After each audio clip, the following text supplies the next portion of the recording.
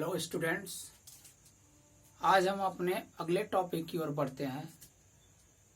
इस टॉपिक से पहले हम लोग पढ़ चुके हैं वैद्युत द्विध्रुव के कारण उत्पन्न वैद्युत क्षेत्र की तीव्रता।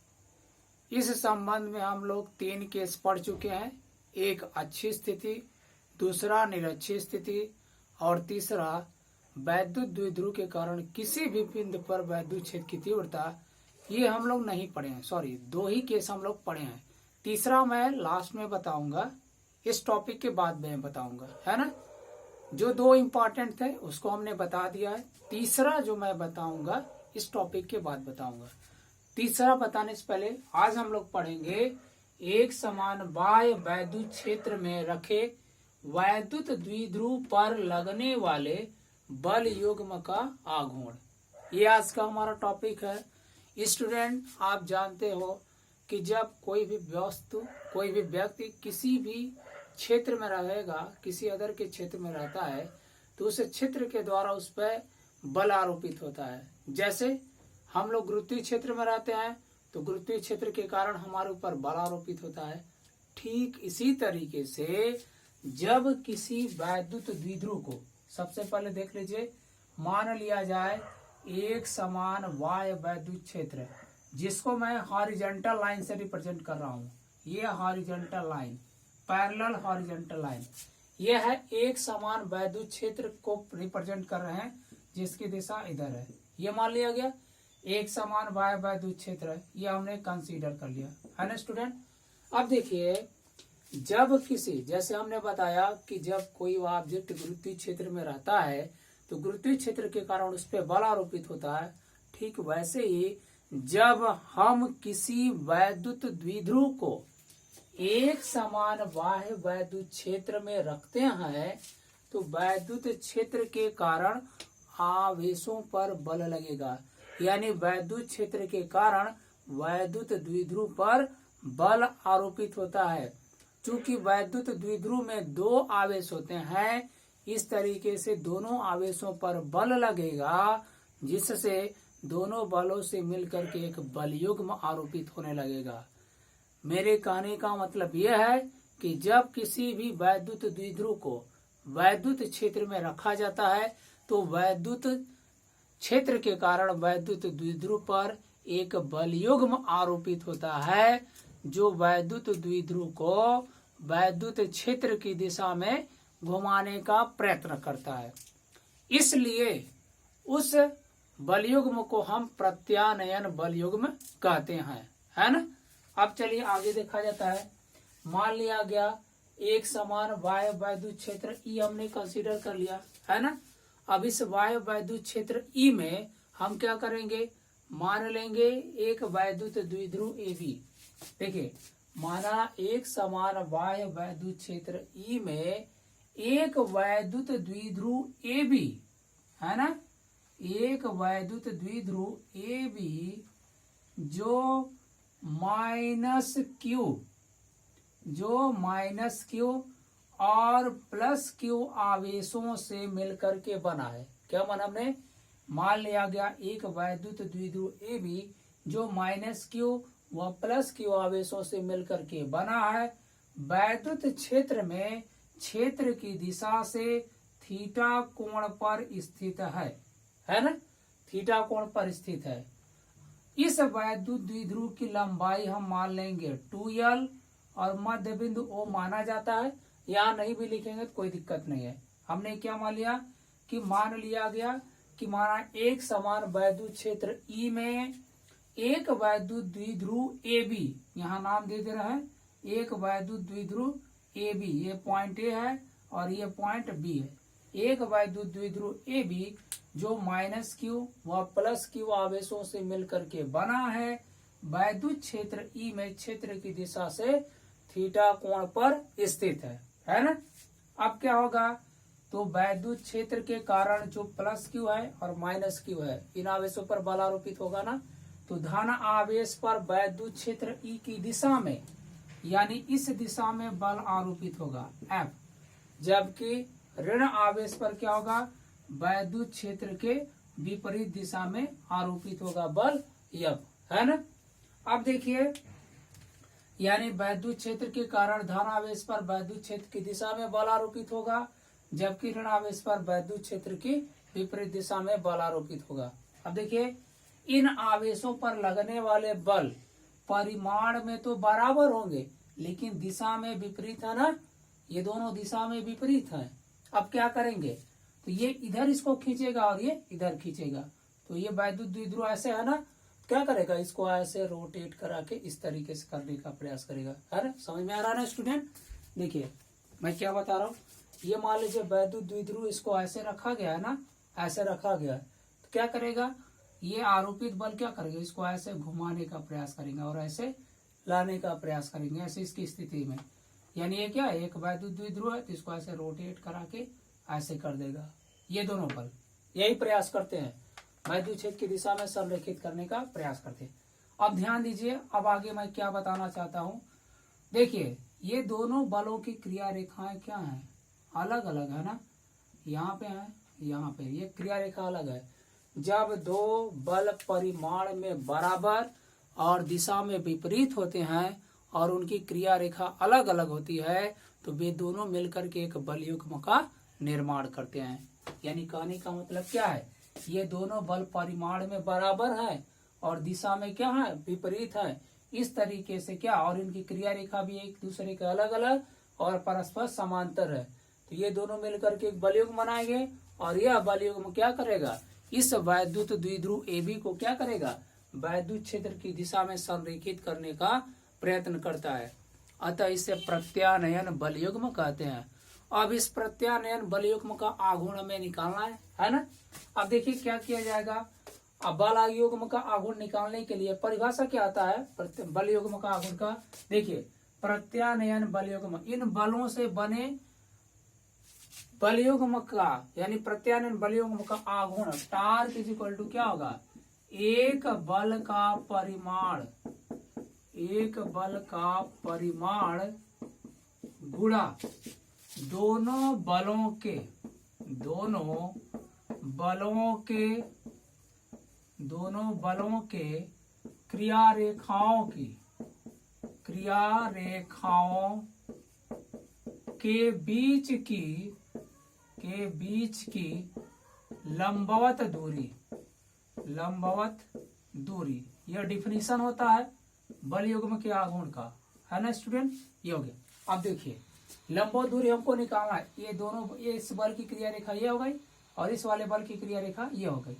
लंबवत दूरी यही होगा ना, दोनों के बलों की क्रिया रेखा के बीच की लंबवत दूरी ये होगा, यही लंबवत दूरी हमें निकालना है। ठीक, ये A माने और ये B माने, तो ये C मान लो लंबवत दूरी, ये C हो जाएगा ना। अब क्या होगा, एक बल का परिमाण, तो दोनों को F माना गया है, तो यहाँ F लिखेंगे अगुणा इसे, यहाँ F1 F2 भी मान सकते हैं, लेकिन परिमाण दोनों का एक ही होगा। लेकिन हम यहाँ क्या करेंगे, F और F दोनों मान लेंगे। अगर F1 और F2 मानते हैं तो आपको लिखना पड़ेगा F1 बराबर F2 बराबर F लिखना पड़ेगा। फिलहाल हम यहाँ भी F और यहाँ भी F माने हैं। ठीक, अब इसके बाद देखिए क्या किया जाएगा, इसके बाद हम क्या करेंगे, देखिए एक बल का परिमाण F गुणे दोनों बलों के क्रिया रेखाओं के बीच की लंबवत दूरी, देखो यही BC। अब यहाँ से एक और मैं ट्रायंगल बना दे रहा हूँ, देखो समकोण त्रिभुज, यहाँ अगर थीटा है ये भी एंगल तो थीटा ही बनेगा ना। तो इस तरीके से देखो एक समकोण त्रिभुज बना कि नहीं बना, ऐसे ये A हो गया, ये B हो गया, ये C हो गया, ये एंगल थीटा हो गया, ये लंबाई आपने क्या माना है 2L। अगर आप यहाँ साइन थीटा का फार्मूला लगाओ क्या मिलेगा, साइन थीटा बराबर क्या होता, लंब बटे कोण पड़े हो ना, लंब है आपका BC लिखा, कोण AB होगा, इसकी लंबाई क्या है 2L है ना, तो लिख दिया 2L। तो BC बराबर क्या निकालोगे, 2L को इधर ले जाओ तो 2L साइन थीटा मिल जाएगा ना। ये देखो 2L साइन थीटा आ गया कि नहीं आ गया। अब यहाँ से हम BC का वही मान निकालेंगे, एक बल का यह टार्क इज इक्वल टू, इसको समीकरण 1 मान लो। यही चीज मैं यहाँ लिख दे रहा हूँ, परंतु चित्र से क्या मिल जाएगा, चित्र से यहाँ यही चीज लिखेंगे, sine theta is equal to क्या BC upon 2L, BC upon 2L, तो क्या हो जाएगा BC इज इक्वल टू क्या मिल जाएगा 2L साइन थीटा मिल गया। अब क्या करेंगे, समीकरण 1 में BC का ये मान उठा कर रखेंगे। तो स्टूडेंट ये सब मैं मिटा रहा हूँ, ये सब आपको समझ में आ गया होगा। इसको मैं मिटा दे रहा हूँ, मिटाते हैं इसको।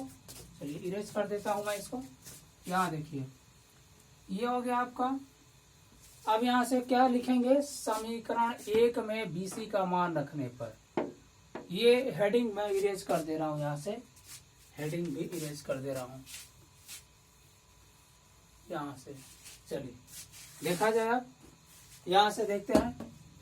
अब ये मान रखा जाए, समीकरण 1 में BC का मान रखने पर, BC का मान रखने पर रख दिया जाए।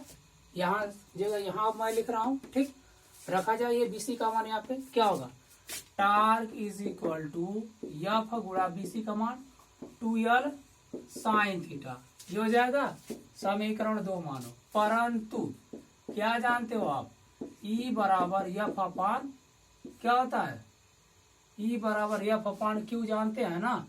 क्या हो जाएगा, एफ बराबर क्या हो जाएगा, E इंटू क्यू। समीकरण 1 में इस एफ का मान रख दो, सॉरी 2 में, समीकरण 2 में देखो, समीकरण 2 ये मिला है ना, इसमें एफ जहाँ पे है ये एफ बराबर इंटू क्यू रखो, रखते हैं। एफ बराबर इंटू क्यू अब रखा जाए, रख दिया जाए। क्या हो जाएगा, torque is equal to E into q into 2L sine theta. ये होगा। अब क्या होगा, E इंटू 2, देखो 2L और क्यू को एक साथ लिखो, 2QL इंटू साइन थीटा। यह टार्क इज इक्वल टू हो गया। अब ये क्या हो जाएगा, 2QL की जगह P लिख सकते हो ना, यहाँ E इंटू यहाँ P लिख दो, यह साइन थीटा क्या हो जाएगा, यहाँ लिख दो, चूंकि P बराबर 2QL, ये आप जानते हो, लिख दिया गया। अब इसलिए क्या होगा, टार्क इज इक्वल टू क्या लिख सकते हो, PE साइन थीटा।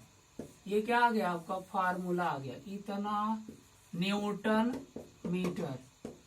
ये क्या होगा, एक समान बाह्य वैद्युत क्षेत्र E में जो वैद्युत द्विध्रुव AB स्थित है, इस पर लगने वाले बल युग्म का गुण torque is equal to PE sine theta हमने फाइंड आउट कर लिया। ये फाइनल वैल्यू हो गया। अब इसी को हम वेक्टर फॉर्म में, जो वेक्टर फॉर्म में लिखने के लिए बताएंगे, वो स्टूडेंट आपके क्या आता है, एग्जाम में ऑब्जेक्टिव क्वेश्चन में आता है कि निम्नलिखित में से कौन सा संबंध सही है। तो आप लोग अगर ध्यान से नहीं देते हैं तो गलत ऑप्शन मार के आते हैं। फिलहाल ये फार्मूला आपका मिल गया। अब ये फार्मूला मिलने के बाद आगे हम इसका वेक्टर फॉर्म आपको बताते हैं, है ना। तो इसके लिए इसको मैं मिटा रहा हूं। ये हो गया, वेक्टर फॉर्म बताएंगे। वेक्टर फॉर्म बताते हैं, क्या होगा, सदिश रूप में, सदिश रूप में अगर इसको लिखते हैं तो क्या होगा, torque, vector torque is equal to vector P cross vector E। ये इसका सदिश रूप हो जाएगा, यही ऑब्जेक्टिव में आएगा आपका। तो ये हो गया आपका, यहाँ तक फाइनल फार्मूला आपका मिल गया। अब स्पेशल कंडीशन हम देखते हैं। यहाँ तक तो समझ में आ गया होगा, कोई कंफ्यूजन नहीं होना चाहिए। नोट्स भी मैंने ऑलरेडी सेंड कर दिया, इसीलिए ताकि आप नोट्स भी कंप्लीट एक बार कर लो, बाकी दोबारा जब समझोगे तो इसमें कोई डाउट नहीं होना चाहिए। अब देखिए, अब ये इधर का चीज मैं मिटा रहा हूँ, सारी चीज क्लियर है। यहाँ से देखिए अब क्या करेंगे, यहाँ से देखिए, ये मैं नहीं मिटा रहा हूँ, इसी को लेके हम चलते हैं। अब देखिए कंडीशन, विशेष स्थितियां, विशेष स्थितियां यानी स्पेशल कंडीशन, विशेष स्थितियां। स्पेशल कंडीशन में क्या होगा, पहला केस फर्स्ट, केस फर्स्ट में अगर देखा जाए, जब theta is equal to 0 degree हो तो क्या हो जाएगा, जब थीटा का मान 0 डिग्री, थीटा का मान 0 होने का मतलब क्या है, समझ में आ रहा है आप लोग को।